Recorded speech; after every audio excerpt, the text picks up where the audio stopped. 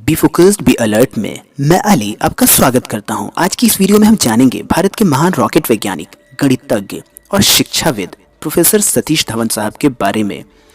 भारत के इस महान वैज्ञानिक का जन्म 25 सितंबर 1920 को श्रीनगर में हुआ था, पर उनके परिवार का संबंध पाकिस्तान स्थित डेरा इस्माइल खां से था। उन्होंने अपने बचपन और कॉलेज का ज़्यादातर वक्त लाहौर में गुजारा, जो पाकिस्तान के अंतर्गत आता है। उन्होंने अपने बैचलर्स और मास्टर्स की डिग्री पंजाब यूनिवर्सिटी से हासिल की। इसके बाद वो एरोनॉटिकल इंजीनियरिंग के क्षेत्र में हायर स्टडीज़ के लिए यूनाइटेड स्टेट्स चले गए। उनकी विद्वता और ज्ञान हासिल करने की लालसा का अंदाज़ा इस बात से लगाया जा सकता है कि गणित और एरोस्पेस इंजीनियरिंग में डबल पीएचडी के साथ साथ इंग्लिश लिटरेचर में भी उनके पास एमए की डिग्री थी।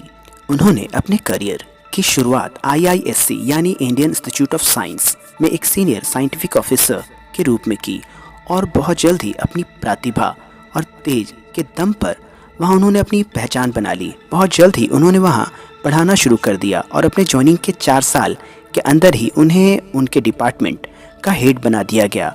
और जब उनकी उम्र मात्र 42 साल की थी तो उन्होंने अपने विलक्षण प्रतिभा के दम पर IISc के सबसे कम उम्र का डायरेक्टर बनने का गौरव प्राप्त किया।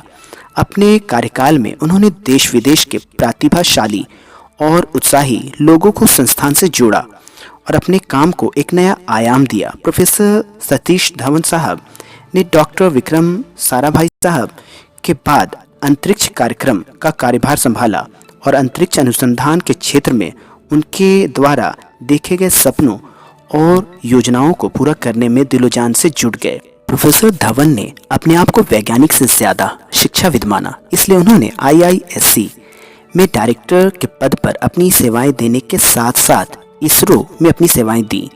IISc में डायरेक्टर के पद पर सबसे लंबे समय तक अपनी सेवा देने का श्रेय भी प्रोफेसर धवन को ही जाता है। इसके अलावा 1972 से 1984 तक उन्होंने इसरो के चेयरमैन पद को सुशोभित किया। प्रोफेसर सतीश धवन साहब को भारत में भारतीय वैज्ञानिक समुदाय के बीच एक्सपेरिमेंटल फ्लूइड डायनेमिक्स रिसर्च का जनक माना जाता है। बहुत ही कम खर्च में सैटेलाइट्स को विकसित और प्रक्षेपित करने के तरीकों पर उन्होंने जमकर काम किया।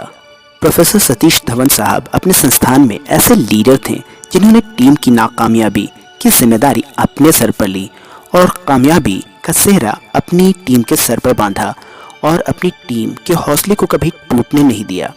उनके कार्यकाल में ही 1979 में भारत ने SLV-3 लॉन्च व्हीकल से सैटेलाइट रोहिणी के असफल प्रक्षेपण के 1 साल बाद ही यानी 1980 में 18 जुलाई को SLV-3 से रोहिणी सैटेलाइट 1 के प्रक्षेपण में सफलता हासिल कर ली और आलोचकों का मुंह बंद कर दिया। उनके नेतृत्व में ही भारत ने भारतीय वैज्ञानिकों की सेवा से सैटेलाइट टेक्नोलॉजी को विकसित करके दुनिया को दिखा दिया। आज भारत का अंतरिक्ष कार्यक्रम जिस मकाम पर है, इसका श्रेय भारत के इस दूरदर्शी महान वैज्ञानिक को जाता है। भारत के इस महान वैज्ञानिक को पद्म विभूषण और इंदिरा गांधी अवार्ड से भी नवाजा गया। इसके अलावा उनके सम्मान में श्रीहरिकोटा के इंडियन सैटेलाइट लॉन्च सेंटर का नाम सतीश धवन स्पेस सेंटर रख दिया गया। इस महान और प्रतिभाशाली वैज्ञानिक का देहांत 3 जनवरी 2002 को बेंगलोर में हुआ। इनके योगदान के लिए हम सदैव इनके आभारी रहेंगे।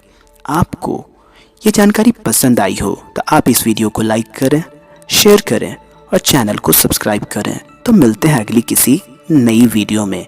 तब तक के लिए अलविदा।